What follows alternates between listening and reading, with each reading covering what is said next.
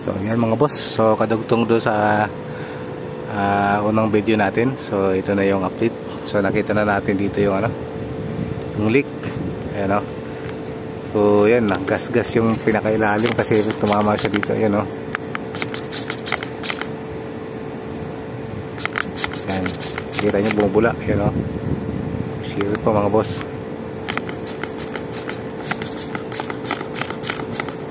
So yan, kita nyo kasi tumama siya dito sa railings, kaya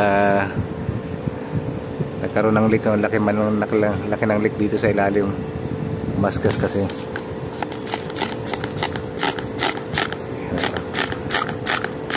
Kita nyo yung mga boss, mga idol, mga master. Ayan o.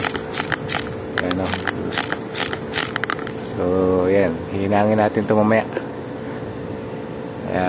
Ayun, kumakain din siya ngayon ng preyon. So kailangan may fix natin to para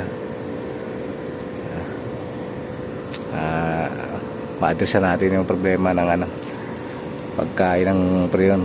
Lagi siyang gutom. So, mamaya hinangin na natin yan. So yan mga boss, mga sir, update lang.